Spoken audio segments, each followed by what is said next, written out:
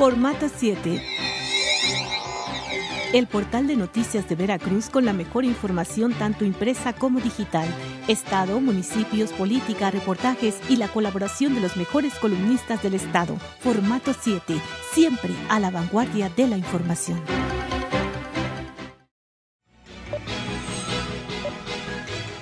En versiones.com.mx estamos comprometidos con la información.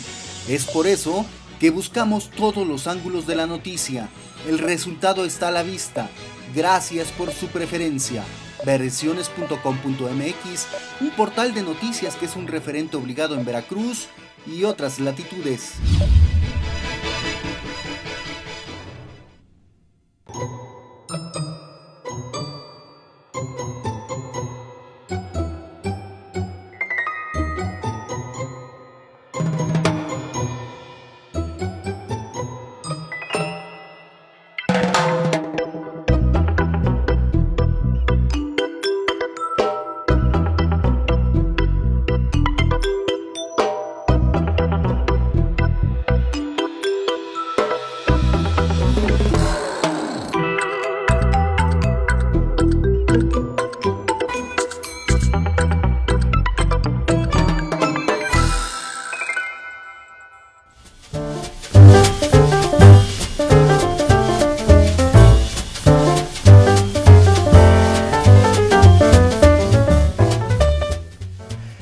Hola, ¿qué tal? Muy buenas noches, bienvenidos. Esto es Polaca a la Veracruzana, un ejercicio de periodismo independiente de televisión por internet. Y en esta ocasión, bueno, pues vamos a abordar un tema muy, pero muy interesante. Cheque usted. El pasado sábado entró en vigor el nuevo sistema de justicia penal en nuestro país. 8 años después de su publicación en el Diario Oficial de la Federación, el sábado 18 de junio, inició la implementación nacional de esta reforma constitucional que busca sentar las bases para establecer un nuevo modelo de impartición de justicia. Se trata probablemente de los más importantes cambios en décadas en el tema de justicia. Esta reforma no se limita al asunto relacionado con los juicios orales. De hecho, el proceso establece diversas medidas de solución a conflictos como la justicia alternativa o los procesos abreviados. A partir del inicio del nuevo sistema penal acusatorio, los casos podrán presentarse de dos maneras: mediante denuncia o querella y con la detención del imputado en flagrancia. En pocas palabras, cuando se sorprende a alguien cometiendo un delito. El caso termina ahora con la audiencia de explicación de sentencia, esto es, cuando un juez determina si el imputado es inocente o responsable del delito que se le señala. Con el nuevo modelo, por cierto, se le llama imputado a quien durante un proceso penal es señalado como probable responsable de cometer un delito. Otro de los cambios consiste en que ahora, dentro de un proceso penal del nuevo sistema de justicia, existen 3 etapas, cada una supervisada por un juez distinto: investigación, etapa intermedia y el juicio oral. En la investigación, el Ministerio Público y la policía podrán determinar la probable existencia de un delito y buscarán a la persona que lo cometió. Una vez que el Ministerio Público cuente con pruebas de que una persona pudo haber cometido un delito o participado en él, debe acudir con el juez y acusarlo formalmente, es decir, formularle una imputación en una audiencia pública, con lo que inicia el juicio oral. En síntesis, el nuevo sistema de justicia penal acusatorio busca agilizar la solución de conflictos, básicamente con los criterios de oportunidad, justicia alternativa, reparación del daño, suspensión condicional del proceso, presunción de inocencia, justicia orientada a la víctima y procesos abreviados. El tema, sin embargo, no solo pasa por el conocimiento de la reforma, sino por la capacitación de los jueces, ministerios públicos, abogados y cuerpos policíacos, por la creación de la infraestructura adecuada y por la difusión de los cambios en los procesos penales.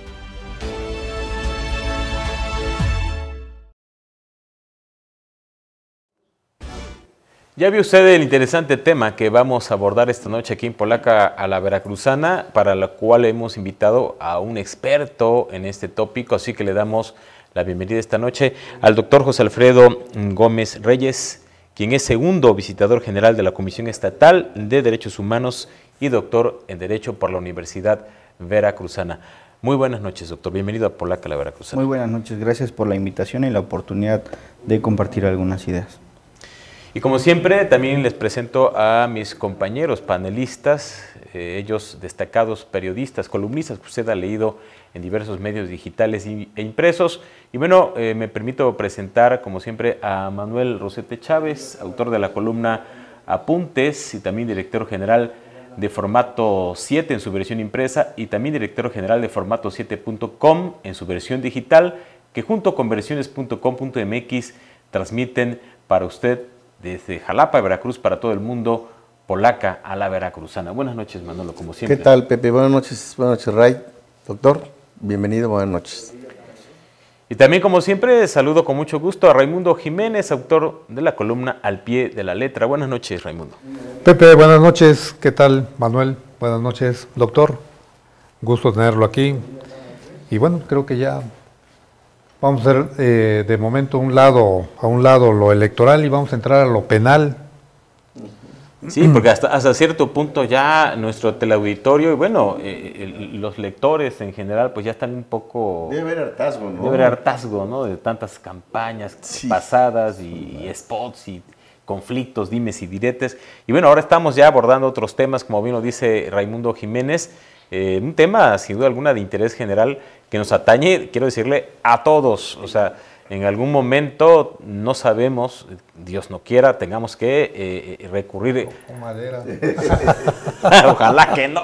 Al nuevo modelo de justicia penal. Ojalá, pero bueno, y si algún día llegáramos a ver que nos hagan justicia, ¿no? No, hay que conocerlo para ver a qué le vamos a entrar. Claro. Y bueno, el sábado pasado, doctor, entró en vigor ya en todo el país. ¿Nos puede explicar qué significa esto? La importancia de este nuevo sistema de justicia penal acusatorio, la importancia que tiene, no sé si la podría explicar a nuestros televidentes, bueno, que no todos ellos son expertos en estas cuestiones, ¿no? De manera pues, sencilla y amplia, si usted quiere explicar esto, ¿no? Claro que sí. Básicamente la reforma constitucional es donde se inserta este nuevo sistema penal acusatorio. Esa reforma constitucional fue en junio de 2008 y como usted bien lo menciona, el sábado pasado entra en vigor en todo el país. Básicamente se centra en un nuevo esquema de justicia, se centra en abatir algunas, pues digamos, algunos errores, ¿no? Algunas cosas que se viciaron a lo largo del procedimiento, ¿no? Y busca precisamente de entrada eso que mencionan de la oralidad, es una de sus características, y como una de sus características busca erradicar esa parte escrita, burocrática de los sistemas procesales, de los sistemas penales en nuestro país, y entonces con esta oralidad pues se pretende que los juicios se reduzcan en una parte importante del tiempo que normalmente llevaba, ¿no? Otra característica importante es que el juez siempre va a estar presente en el desahogo y en todo el desarrollo del procedimiento, que eso es muy importante porque pues, sabemos que a veces los jueces no estaban presentes en las audiencias, no estaban presentes y no conocían al imputado, ¿no? Llegaban a pasar cosas bastante aberrantes. Me tocó como experiencia cuando estaba litigando, pues que había imputaciones, ¿no? A personas que pues no tenían la capacidad para desarrollarlo. Recuerdo mucho un delito de violación que se le imputaba a una persona que estaba, era una persona con discapacidad en sus piernas, ¿no? Entonces, cosas así. Y entonces se trata o se busca de que el juez pueda percibir con todos sus sentidos, ¿no?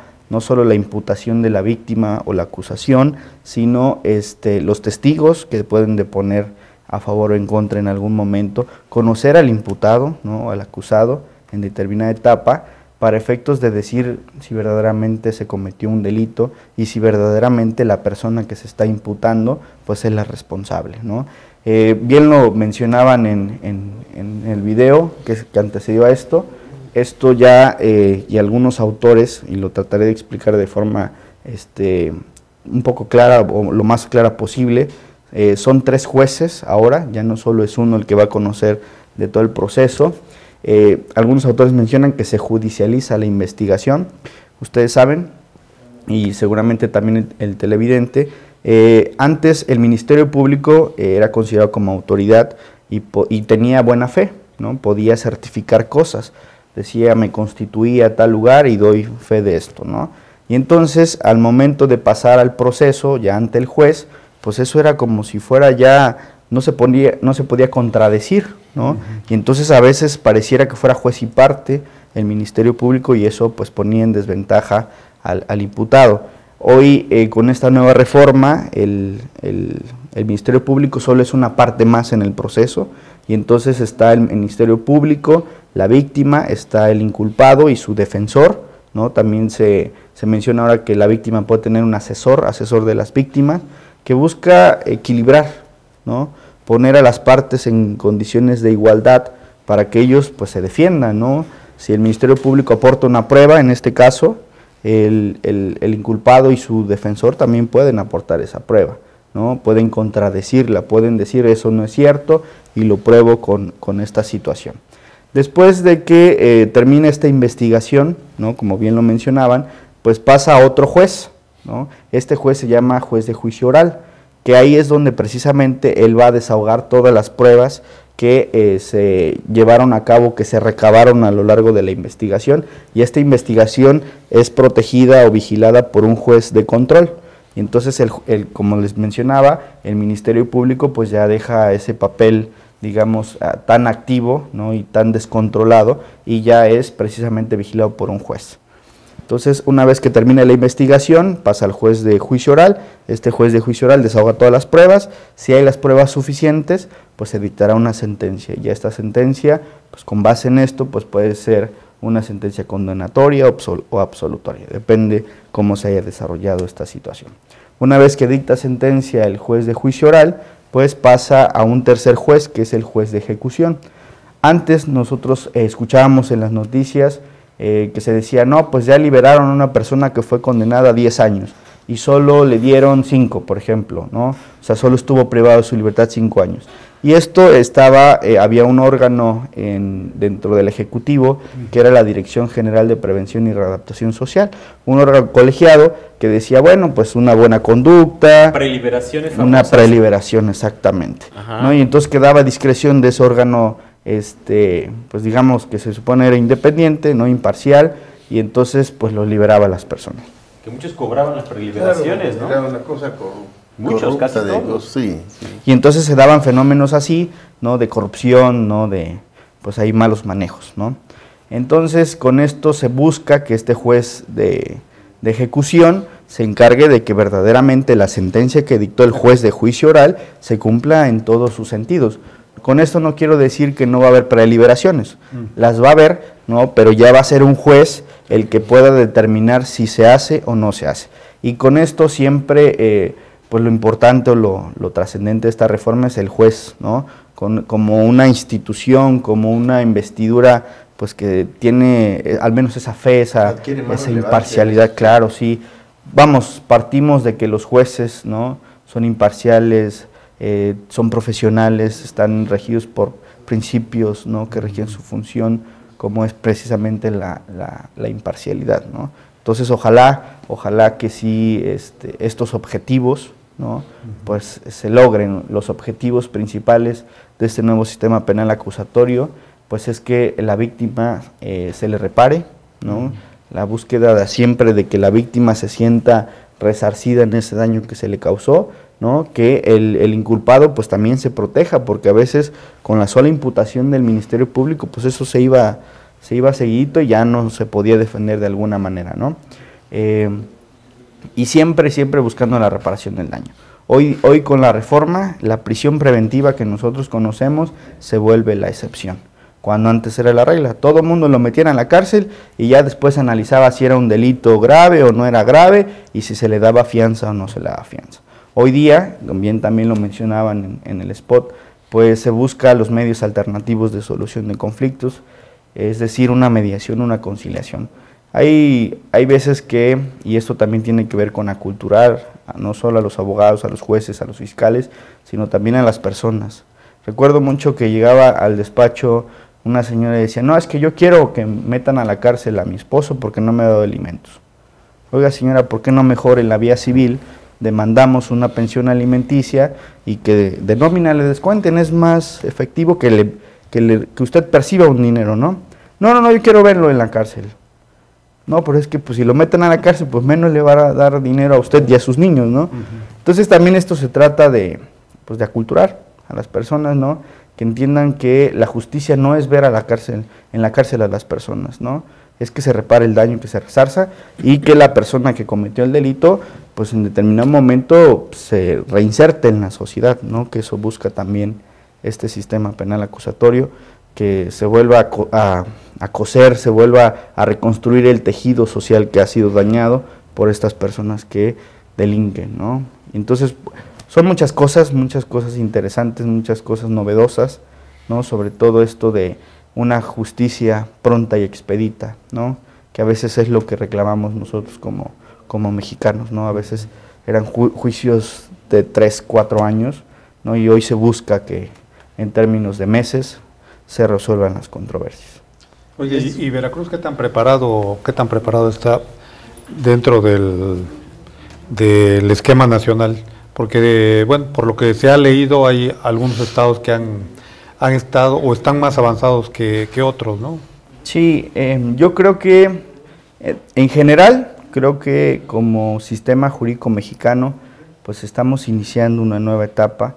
¿Qué decir de Veracruz? Yo creo que le falta mucho, ¿no? Apenas están iniciando cursos, talleres, seminarios, están abriendo maestrías, ¿no? Entonces entra en vigencia un nuevo sistema penal acusatorio y adversarial que honestamente no estamos preparados, ¿no? Y hablo de jueces, de fiscales, de los propios abogados. He tenido la fortuna de trabajar en el Poder Judicial del Estado, en el Poder Judicial de la Federación, hoy en la Comisión, y sí advierto bastante carencia de capacitación. Sí los hay, obviamente, hay excepciones, muy buenas excepciones, y fíjense que yo lo he comentado en otros foros, a veces buscamos la capacitación en otros países, ¿no? Que venga un juez chileno, que vengan los españoles a capacitarnos, pero también aquí hay bastante personas preparadas, esos jueces de responsabilidad juvenil. Los juicios orales, ¿no? En Veracruz ya estaban implementados con la justicia para adolescentes. Recuerdo mucho en el despacho llevamos asuntos de niños delincuentes, ¿no? Y eso ya era una audiencia de juicio oral, o sea, estaba el juez, estaba la fiscal, estábamos nosotros como defensores y el menor, ¿no? Y en ese momento pedíamos a veces al juez, certifica que la persona que señala que le robaron la bolsa, por ejemplo, que llevaba tatuajes, ¿no? Certifica que mi cliente no tiene un solo tatuaje en sus brazos, y inmediatamente se resolvían los asuntos, ¿no? Entonces los juicios orales no son nuevos en Veracruz, y entonces yo siempre he pugnado porque esas personas que participaron en los juicios para adolescentes sean hoy los que nos capaciten, ¿no? Los que estén inmersos, esos abogados que han llevado asuntos en sistema penal oral, ¿no? Que sean los que nos capaciten. Tenemos muchos talentos. Oye, entonces estos 8 años fue prácticamente tiempo perdido. Pues se avanzó en la infraestructura un poco, no estoy hablando de que esté al 100% en el ideal, ¿no? Se avanzó en eso, pero en capacitación, en, digamos, en profesionalizarse en los juicios orales, honestamente no. Se hizo, yo en el Poder Judicial del Estado de Veracruz, se hizo una parte importante de capacitación. Fui parte de esa capacitación y me mandaron a varios lugares del Estado a capacitar en el sistema penal acusatorio, pero pues sí, vamos, una conferencia, un taller de un par de horas no es suficiente, creo que sí requiere más. Pero debe haber mucha resistencia de los abogados, ¿no? Sí, sí, bastante. Es una verdad, ¿no? Los abogados que se dedican a coyotear, ¿no? Exacto. Sí, fíjese que pues a veces como mexicanos, como veracruzanos, ¿no? Nos cuesta cambiarnos de chip, ¿no? Porque, pues, obviamente te educan de una manera, ¿no? De siempre pues, haz tu escrito, siempre en el despacho haces tu recurso, ¿no? Y ahora te dicen, pues sí lo haces, pero lo dices, y lo ¿no? tienes que exponer. ¿No? Convence al juez de que... Sí, entonces... O hay gente que no se le da, vamos, echar rollo o, bueno, articular verbalmente argumentar, una defensa o argumentar. En o sea, vivo. Argumentar, sí, sobre todo, porque me he dado cuenta que se está confundiendo eso con la oratoria, y no, porque en la oratoria oratoria es rollo, ¿no? te aprendes un retórica, speech, ¿no? te aprendes un speech Demagogia. y lo dices, ¿no? Imagínate un Fidel Herrera ahí, ¿no? No, su madre. Sí, pero no, creo que va más allá de orar, ¿no? Esa argumentación Sí, jurídica. porque te tienes que saber el fundamento, los motivos, y eso hacerlo relacionado con tu caso, ¿no? Es decir, ¿por qué en mi caso sí tienes que darme una medida cautelar que no sea fuerza una fianza en dinero? Dices, yo vengo a firmar, por ejemplo, ¿no? Hoy es un delito grave, ¿por qué te tengo que dejar libre? Y también ese es un esquema bastante interesante. Hoy, con el nuevo sistema, esos delitos graves pueden alcanzar fianza, depende del delito. Por ejemplo, yo siempre he pugnado porque los delitos patrimoniales no sean privativos de una libertad. Imagínense un caso, y perdón que siempre cite los casos, pero me parece que... por ejemplo, está bien. Llegó un asunto al despacho, era un primo que dice, pues es que yo entré a la casa de otro primo, o sea, de un primo pues, dice, y se me hizo fácil embolsarme pues unos cables que van de la televisión al DVD, ¿no? Y el problema es que como fue en casa habitación, es un delito grave y no alcanza fianza. Y entonces, ¿y sabe cuánto valen esos cables? 10 pesos. El dictamen estaba, valor de reparación 10 pesos. Ajá. Y entonces la pobre persona privada de su libertad y no lo podíamos sacar, ¿no? Porque pues, es un delito grave. Entonces dices, oye, pero no puedes ponderar la libertad de una persona por 10 pesos. No le estoy poniendo precio a la libertad. Pero hay casos específicos que pues, se tiene que romper la regla, ¿no? Y eso es lo que les cuesta a los abogados. Esta reforma penal de 2008, en materia penal, va íntimamente relacionado con la de derechos humanos, que es de 2011, ¿no? No las podemos separar. Tenemos que capacitar con las dos reformas, porque hoy la Constitución dice que hay que darle lo más favorable a la persona humana. Es un principio pro persona, le llamamos nosotros, que significa eso, y lo más favorable no es que lo privaran de su libertad, lo más favorable es que reparara el daño, los 10 pesos, ¿no? Y que le pusieran otra medida, ¿no? Servicio a la comunidad, ¿no? Que de alguna manera retribuyera a la sociedad el daño causado, pero no privarlo de su libertad, ¿no? Entonces, esquema de derechos humanos tiene que ir íntimamente relacionado con la promoción, el respeto y la garantía de los derechos humanos, no solo reconocidos en la Constitución, sino también a nivel internacional. Curiosamente, México firma y ratifica todos los tratados internacionales que salen, ¿no? Y pues ahora lo tenemos que ver como algo bueno, pugnar por esa máxima protección. Oye, entonces con este nuevo sistema, de alguna manera se van a limitar, a lo mejor no se erradican totalmente, pero sí se van a limitar un poco algunos vicios que se venían dando en esa parte procesal, ¿no?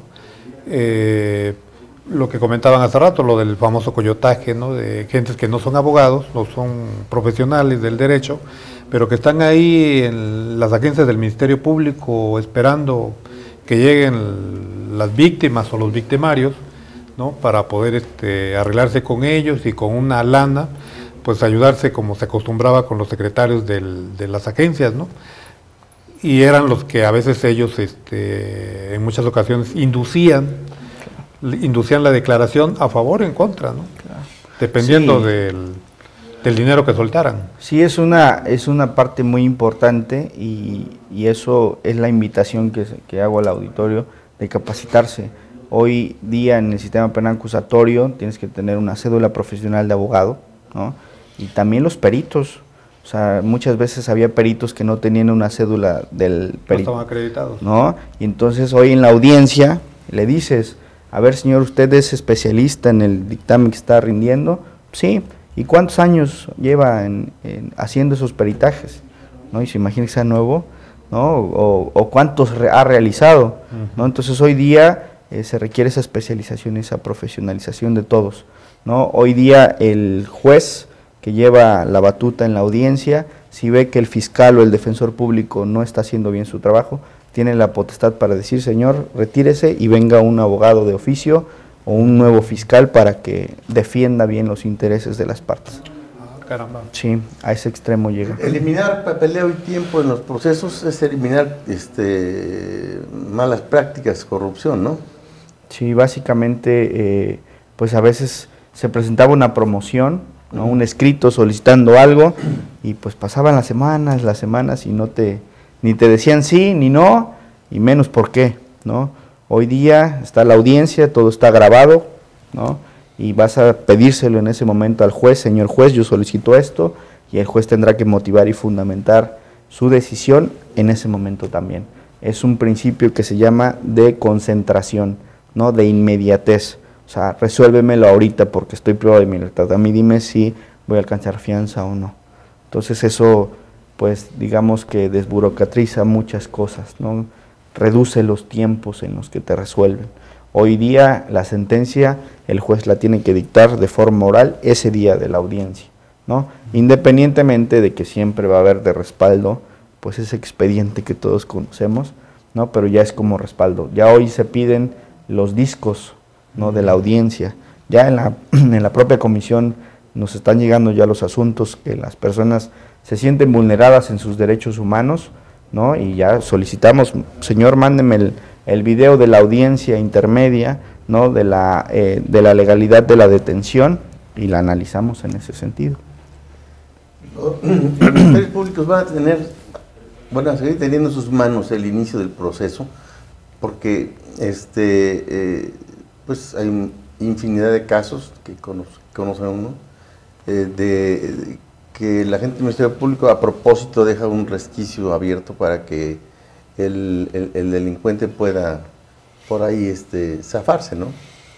Sí, como comentaba hace rato, va a tener igual esa potestad de investigar, ¿no? La Constitución dice el fiscal o el Ministerio Público es el encargado de investigar y perseguir el delito, ¿no? O sea, en ese sentido sigue haciendo. Entera su expediente, y ese es el claro. inicio. Sí, le presentan una denuncia, él recaba indicios para ver si con base en esos indicios puede decirle al juez: ¿sabes qué, juez? Tengo los elementos suficientes para decir que esta persona cometió un delito.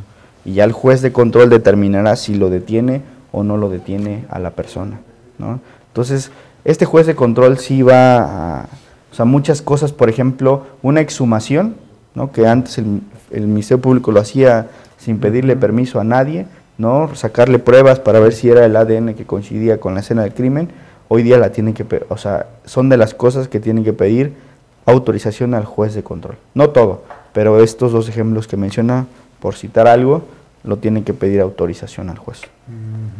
Muy bien, pues estamos charlando aquí con el doctor en Derecho José Alfredo Gómez Reyes sobre este nuevo sistema penal acusatorio que se puso en vigor ya en todo el país a partir del pasado sábado. Estamos en Polaca, la Veracruzana, no se desconecte, regresamos.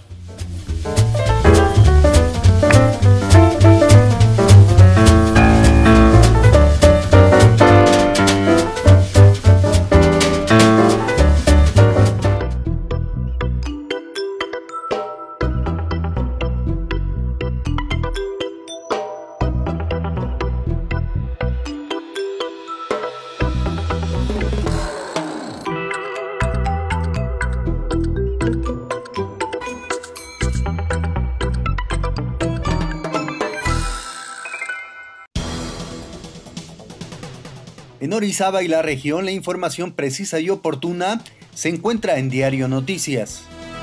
Reportajes, columnas, deportes y un poco de humor con las caricaturas de Moraliux y Rocha Garfias. Solo accesa a la siguiente dirección: www.diarionoticias.com.mx y ponte al día con la mejor información. Recuerda que Diario Noticias es periodismo diferente. Formato 7. El portal de noticias de Veracruz con la mejor información tanto impresa como digital. Estado, municipios, política, reportajes y la colaboración de los mejores columnistas del estado. Formato 7. Siempre a la vanguardia de la información.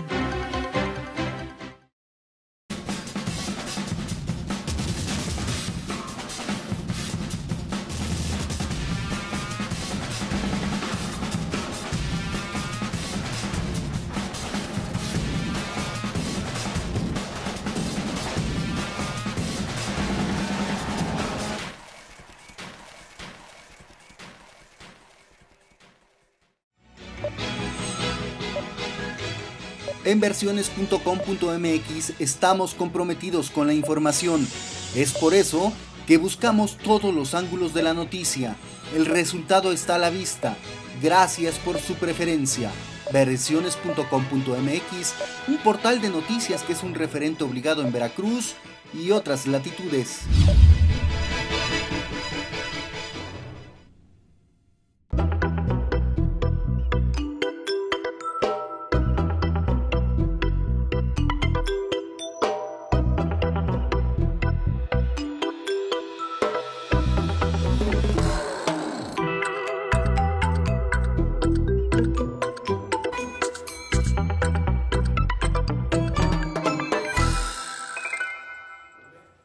Qué bueno que sigue con nosotros aquí en Polaca la Veracruzana y seguimos platicando con el doctor en Derecho José Alfredo Gómez Reyes sobre este tema del sistema penal acusatorio que se implementó, bueno, ya en todo el país a partir del pasado sábado. Bueno, doctor, hay una situación, tengo entendido que actualmente se están aplicando dos códigos penales aquí en el estado de Veracruz.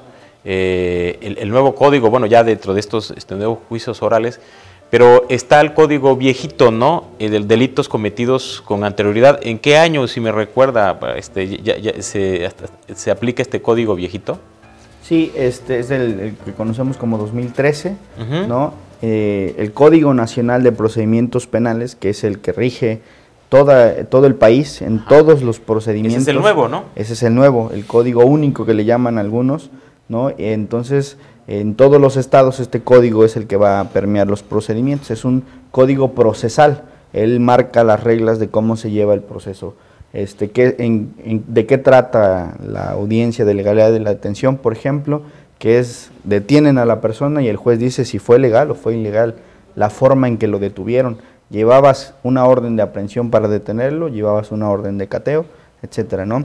Y este código que se menciona, el viejito, ¿no? Digamos, y eso es como beneficio para los procesados o las partes, porque si la comisión del delito, ¿no?, fue antes de que entrara en vigor este Código Nacional de Procedimientos Penales, pues normalmente se busca que pues seas procesado con la normatividad que estaba vigente al momento de la comisión del delito, ¿no? Entonces, y aquí puede ser discutible, porque si el Código Nacional o el Código Único que le llaman es más benéfico para el procesado, puede decir, deja de aplicarme el viejito y aplícame el nuevo porque me beneficia más. Y entonces acuérdense que la Constitución dice que la ley puede tener efecto retroactivo siempre y cuando sea en beneficio, ¿no? Entonces, pues aquellos que lo quieran solicitar, pues están en todo su derecho. Ah, mira. No puede ser... Aun cuando el delito haya sido cometido antes, sí, a 2013. Es en su beneficio, porque nada más estamos hablando de la norma, digamos, adjetiva o la norma procesal, ¿no? Distinto sería que fuera el código sustantivo o el código penal, donde se prevén los delitos. Ahí sí sería diferente, porque dices, vamos a suponer que en este momento el delito de robo le aumentan las penas, eso no es en beneficio de la persona que lo cometió anteriormente a la vigencia de entonces pues no le convendría solicitar, ¿no?, que se lo apliquen, pero vamos a suponer que el delito de robo, hoy día le dicen, ¿sabes qué? Va a ser una pena no privativa de libertad, va a ser pecuniaria y vas a hacer servicio a la comunidad. Entonces en automático los que están juzgados por eso, anterior a la vigencia de dicen, aplícame a mí ese porque me beneficia. Entonces en automático van a ser beneficiados en ese sentido, ¿no? Entonces son procesales, ¿no? ¿Cuál es del código viejo? No creo que todo estuviera mal, me imagino que había algunas cosas rescatables respecto del código único. Sí, el Código Nacional de Procedimientos Penales o el Código Único, lo único que hace es darle el esquema de juicio oral, ¿no?, de darle esta oralidad, ¿no? Pero vamos, y siempre lo he mencionado, yo creo que tenemos normas buenas, ¿no?, normas justas. El problema es el aplicador, creo yo, ¿no?, que malinterpreta la norma, ¿no?, le da un contenido diferente al que el legislador en su momento quería darle, ¿no?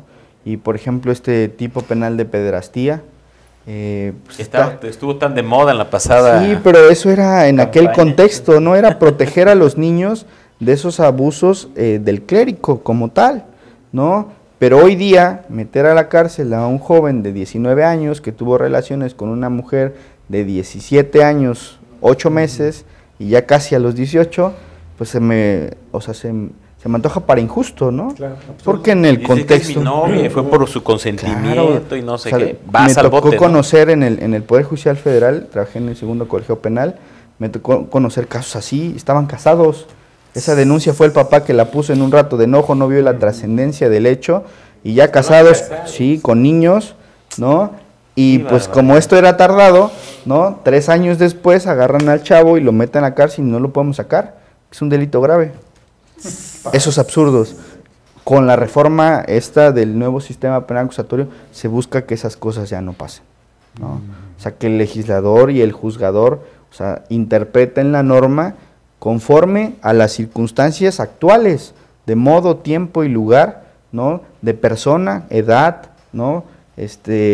Condición, en todos los sentidos, o sea, una individualidad de la aplicación de la norma al caso específico. O sea, en ese caso específico la norma no tenían por qué aplicarla, ¿no? A rajatabla, de forma positivista. Debió el juez darle un contenido de decirle, bueno, es que este tipo penal o este delito estaba en aquel contexto. En la realidad que yo estoy juzgando no es así, no es el caso, pues, ¿no? Y entonces juzgar desde esa perspectiva. Doctor, las fiscalías para delitos de los funcionarios públicos aplican el código penal, ¿no? Sí, y este código único de procedimientos penales, o sea, de las reglas del proceso, lo tienen que aplicar todos, ¿no? Estas fiscalías especializadas en delitos cometidos por servidores públicos también lo tienen que aplicar, ¿no? Y estos delitos cometidos por servidores públicos está el cohecho, por ejemplo, está el incumplimiento de un deber legal, y lo mismo, ocupan el mismo procedimiento, ¿no? El mismo procedimiento. Entonces no tiene sentido que existan más organismos como estas fiscalías si se aplicara realmente la ley bien, ¿no? Correctamente. Sí, usted mismo lo ha dicho y lo comentaba hace rato, creo que se trata del aplicador. Tenemos una constitución, he sostenido en una publicación de un estudio comparado de las constituciones de Latinoamérica, tenemos una de las mejores constituciones, por este principio que le menciono, pro persona. Ninguna constitución de Latinoamérica tiene esa obligación de las autoridades de darle lo más favorable al gobernado, ¿no? Y entonces te allegas de los principios, de los tratados internacionales, de la jurisprudencia, y dotas de contenido precisamente en casos como el que les mencionaba de la pederastía. Ahí se propuso algo en el tribunal de que pues se le diera un contenido diferente, ¿no? No había afectación al bien jurídico tutelado, que es el desarrollo de la personalidad de una persona menor de 18 años, porque ya estaba próxima a cumplir los 18, no era consciente, tenía un amplio conocimiento de los métodos anticonceptivos y todas estas cosas, o sea, no había una afectación, ¿no? Distinto es, y ahí sí entra el bien jurídico de este tipo de delitos, pues es que tuviera 50 y tuviera 14 años, no sé si me explico. Sí. Ahí sí es cuando se interpreta la norma conforme el legislador lo quiso hacer, pero no en casos así, como el mencionado. Oiga, ¿todos los juicios orales van a ser públicos? Hay sus excepciones, por ejemplo, en casos de violación, ¿no?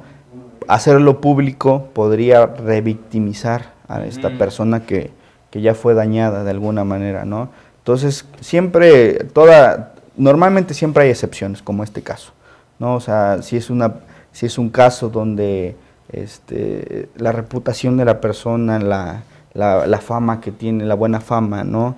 La intimidad de la familia a veces, entonces solicitas al juez, señor juez, yo solicito que esta audiencia no se permita el acceso ni a medios de comunicación ni al público, ¿no?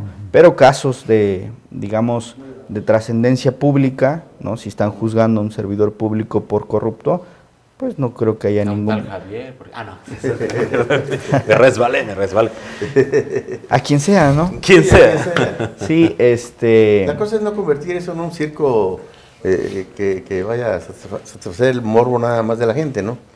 En los casos en que se pida que no se haga público.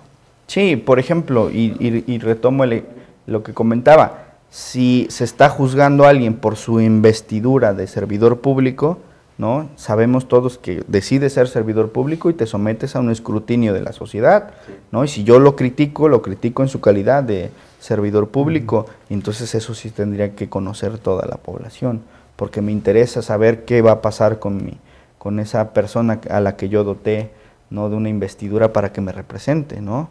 Entonces, pero en aquellos casos en los que pues la intimidad de la víctima, de la familia puede ser menoscabada todavía más, pues creo que ahí sí aplica esa regla de no públicos las audiencias.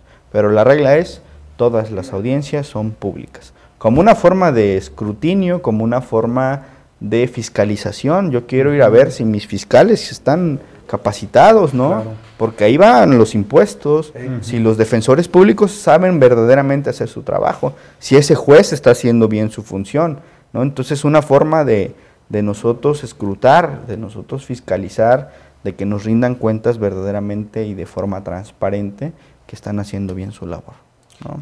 La figura esa de los defensores de oficio entran, ¿cómo van a estar ahora en este nuevo sistema? Sí, siguen siendo defensores públicos, ¿no?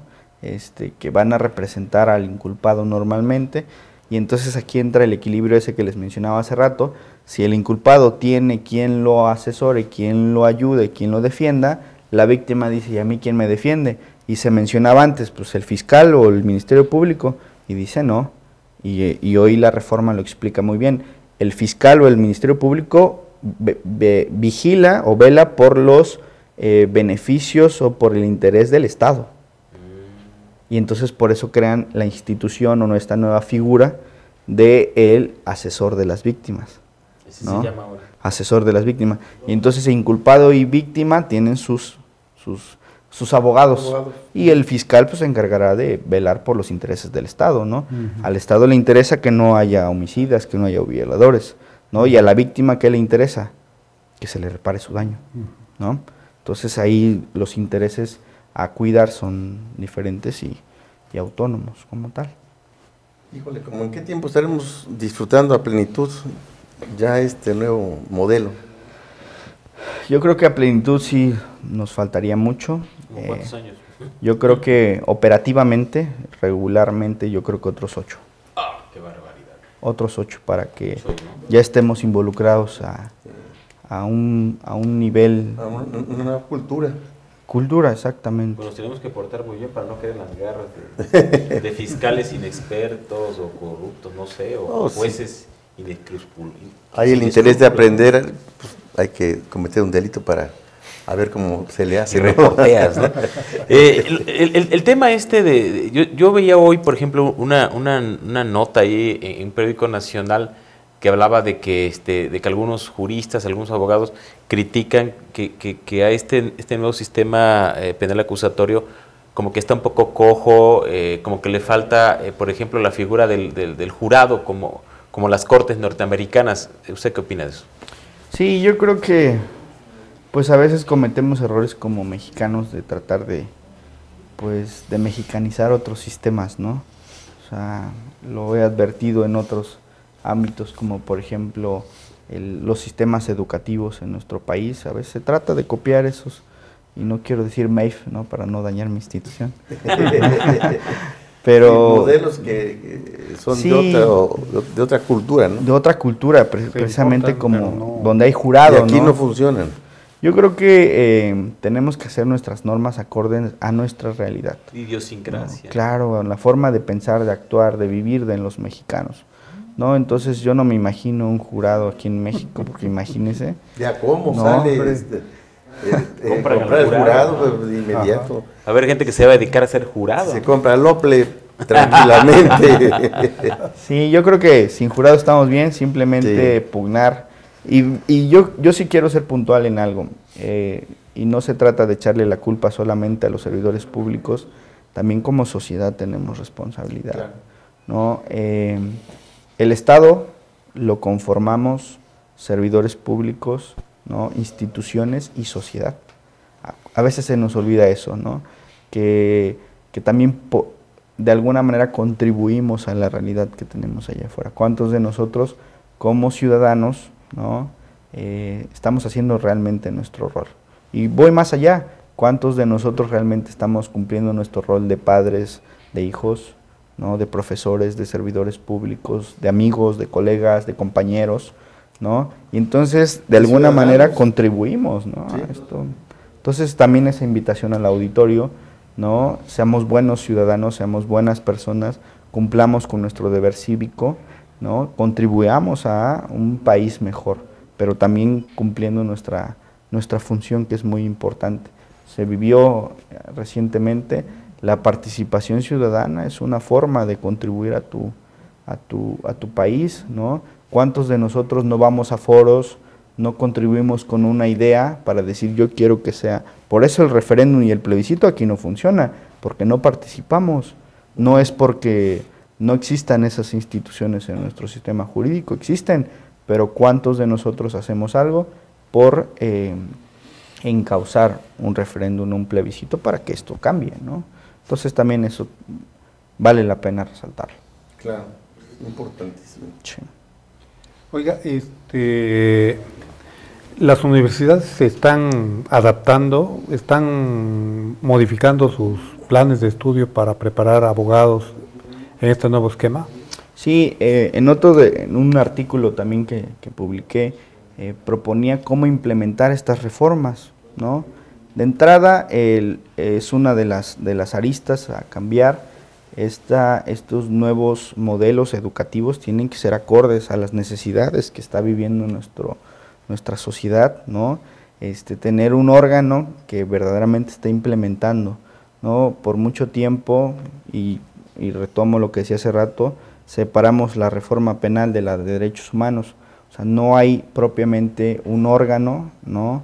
De sociedad civil que está implementando estas reformas, ¿no? Se deja a las instituciones, se deja ahí, ahora sí al ahí se va, ¿no? Entonces es importante no solo cambiar las materias o los esquemas educativos, ¿no? También, sino educarnos como sociedad, ¿no? Educarnos como servidores públicos y como iniciativa propia, ¿no? Pero sí fundamental que hoy día en las universidades se esté dando estos nuevos estándares, ¿no? Y sí, las universidades, tengo la fortuna de dar en algunas universidades y se está haciendo una buena labor, ¿no? La educación como una herramienta de solución creo que sí funciona.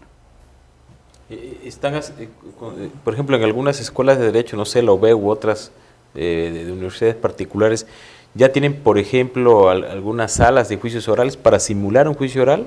Sí. ¿Ya lo tienen? Sí, por ejemplo, la Cristóbal Colón en Veracruz, ¿no? La propia Universidad de Jalapa, tienen ya... No, todavía no. Tengo la fortuna de dar en las tres universidades y sí, en mi casa de estudios, la Universidad Veracruzana, creo que falta, ¿no? Que también le entre a esto, no solo en otras áreas del conocimiento, sino también en la de derecho. La facultad está haciendo una labor importante. Lástima que no tenga un presupuesto pues, importante para crearlo, ¿no? Pero a veces cuando se quiere hacer las cosas se hace, ¿no? Estos simulacros, ¿no? Que hacen en un salón de clases, ahorita podríamos simular un juicio oral sin problema. Se trata de querer hacerlo, de prepararse, de estudiar. Pues si está bonita la sala o no, eso es lo de menos, ¿no? Que se cumpla la esencia, exacto. Que se represente bien, ¿no? Claro. Este nuevo sistema penal acusatorio realmente, insisto en esa palabra de realmente, ¿va a combatir la corrupción y la impartición de la justicia? Yo creo que la reforma al nuevo sistema penal tiene que ir aparejada de otras cosas, ¿no? Para reducir la corrupción. La corrupción no solo está en las fiscalías, en los juzgados, no creo que la corrupción está en todos lados. Entonces, para cambiar un esquema de esa magnitud, creo que se trata primero de cambiar el chip de cada uno de nosotros y decir, voy a hacer bien lo que me toca. Si cada uno de nosotros hiciera lo que le corresponde bien y de la mejor manera, tendríamos otro país. Obviamente, este nuevo esquema de justicia penal busca eso, ¿no? Busca que todo esté pesos contra pesos. Yo, juez de control, vigilo el Ministerio Público. ¿no? Como yo ya terminé mi función, ahora va otro juez que no conoce todo lo que pasó aquí para ver si verdaderamente fue la situación como se está planteando, ¿no? Y entonces ahí ese vigilarse un poder a otro, un juez a otro,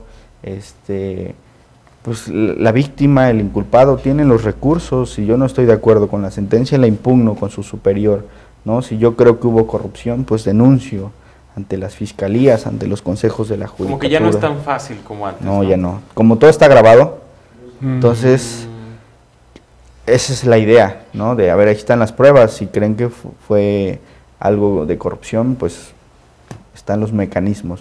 Pero a veces fíjense que como abogados, cuando trabajé en el Consejo de la Judicatura del Estado, eran muy pocas las quejas que llegaban. Todo el mundo sabía y hablaba de que había corrupción en los jueces, pero nadie acudía, ¿no? O sea, nadie iniciaba un procedimiento disciplinario en contra de un juez, un secretario de acuerdos, un actuario, debidamente. Son pocas las resoluciones que me tocó todavía participar en hacer, donde se destituía a los jueces, a los secretarios por su mal actuar, ¿no? Entonces yo creo que agotar todo lo que tenemos, ¿no? También es una forma de contribuir para bajar el índice de corrupción que hay en este país. Pues es un buen esfuerzo, ¿no? Y todos los esfuerzos que se hagan bienvenidos, claro, en esta materia como en todas, ¿no? En todas, sí. Porque sí andamos verdaderamente muy mal, ¿no? Vivimos en una terrible anarquía, cada quien hace lo que se le pega la gana y todos creemos que tenemos derecho a violar los reglamentos, las leyes y todo, ¿no? Nos paramos donde se nos pega la gana. Bueno, y con este nuevo sistema acusatorio, ¿prevé que vaya a aligerar un poco la carga de trabajo de la Comisión de Derechos Humanos? Como esto se está iniciando, yo creo que va a aumentar el trabajo en la comisión, porque como se desconoce el proceso, ¿no? A lo mejor la percepción es que se están violentando los derechos humanos, y seguramente sí, ¿no? Por ese desconocimiento. Entonces yo creo que va a aumentar el trabajo, y no solo de la Comisión Estatal de Derechos Humanos, creo que en general del sistema, ¿no? Estas fiscalías anticorrupción, por ejemplo, los consejos de la judicatura, los órganos internos de, por ejemplo, los policías que violan derechos humanos, ¿no? Tienen su propio procedimiento disciplinario para que sean los responsabilicen de esa acción, ¿no? Creo que va a aumentar, ¿no? Y por eso hablaba de 8 años, o sea, estos 2 años va a ser de, pues ahora sí lo voy a decir porque así está pasando, ¿no? De error, y vuelvo a componerlo y bueno, pues ya para el otro no se me va, ¿no? Y ya no me equivoco. Entonces, lamentablemente va a ser lento el aprendizaje. Va a tener que ser así, y bueno, espero que sea menos el tiempo, ¿no? Para implementarlo adecuadamente. Doctor, ¿escuché mal o está bien? Hablaba de que el trabajo de investigación a cargo de los ministerios públicos y las policías, ¿sí? Sí, con esta reforma, el fiscal investigador es el que va a dirigir a los policías. Él ya no se constituye al lugar de los hechos. Ya es el policía, y se pugna por un policía científico que verdaderamente, cuando llegue a la escena del crimen, sepa que hay que acordonar la escena del crimen, ¿no? Sepa cuidar los indicios que hay en esa escena del crimen, sepa embalarlos, ¿no? O sea, protegerlos de que no se contaminen.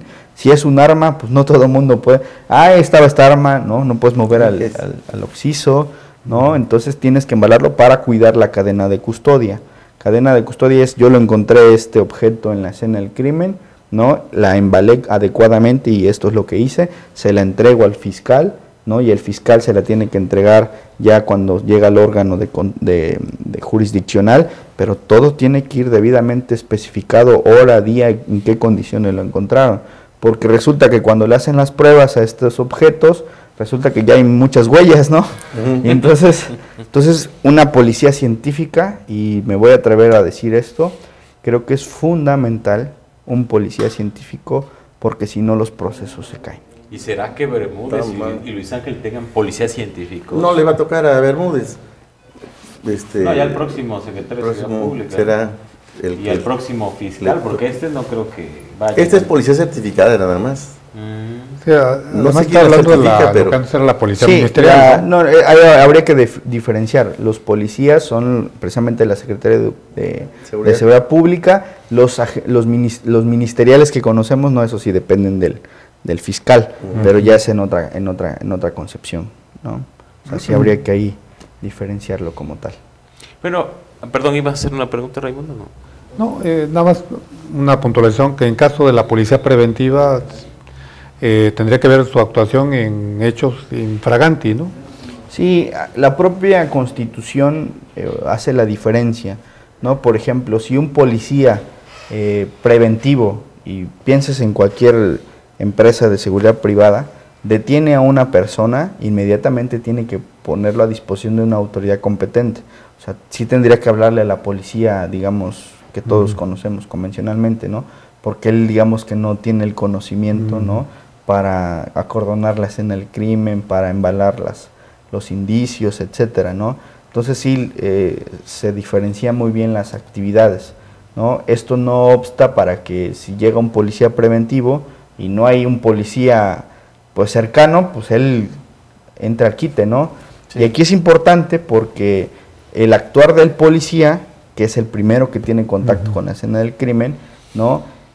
Sí tiene que cuidarse mucho esto porque su dicho ya no va a ser en el clásico papelito que conocíamos como parte informativo, o sea, sí lo va a hacer como una narrativa de hechos, el reporte pero policiaco. eso tiene que ir ante el juez en una audiencia oral a dar testimonio de cómo lo estaba. Entonces ya nada de que se les ocurra mentir, ¿no? Porque ahí el fiscal o el... Con la el novedad, abogado, jefe, que está...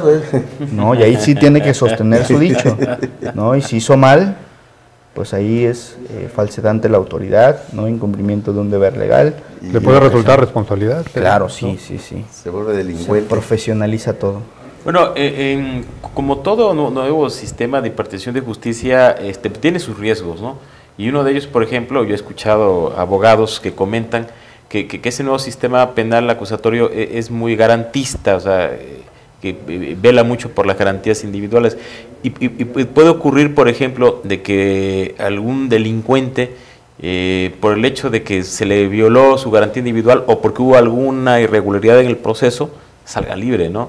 Recuerdo el caso, se acordarán ustedes de aquí, el primer juicio oral que se aplicó aquí en Jalapa. De un cajero automático. De un cajero automático, que nada más, resulta que los policías iban persiguiendo a los que robaron el cajero automático, pero bueno, nos comentan por allí que por fracción de segundos perdieron de vista los delincuentes, y bueno, ellos dicen que eran los mismos que iban persiguiendo minutos antes, pero como eso los policías confiesan que los perdieron de vista unos, no sé, segundos, minutos, y que por esa razón salen libres, ¿no? Ya, sí, fíjese que es muy importante aclarar esto porque a veces se dice, no, pues es que el juez soltó a este violador o a este homicida y eso, ¿no?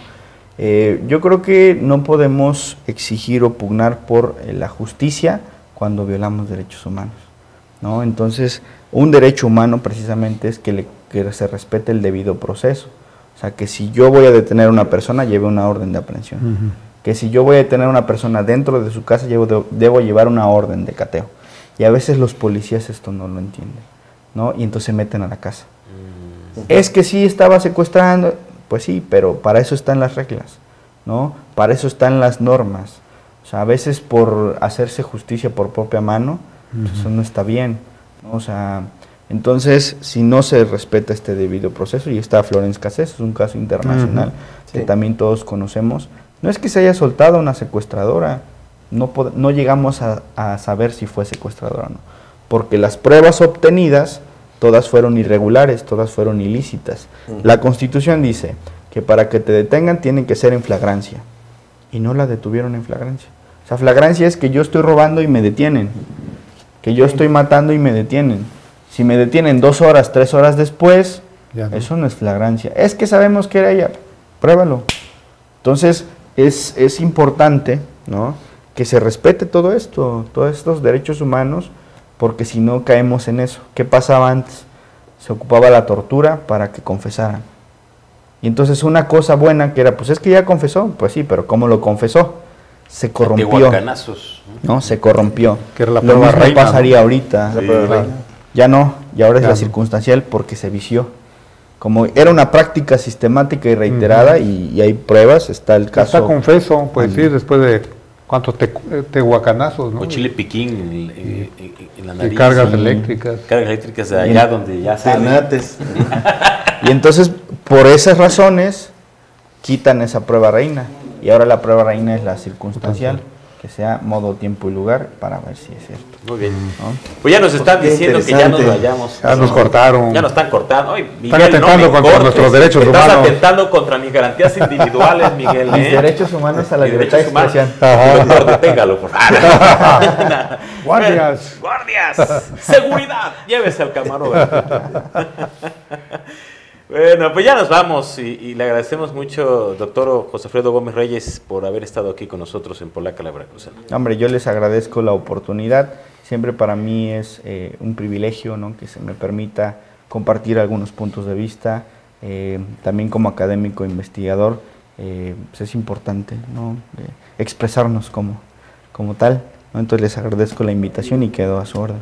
Además fue una charla muy amena Gracias y muy por- aleccionadora. Aprendimos por la mucho. ilustrada, ¿verdad? claro. Nos ilustró realmente, doctor. Muchísimas De veras. gracias. Y esperemos que seguramente también ilustró a nuestros televidentes, como seguramente así fue. Y también le agradecemos mucho, como siempre, a Raimundo Jiménez.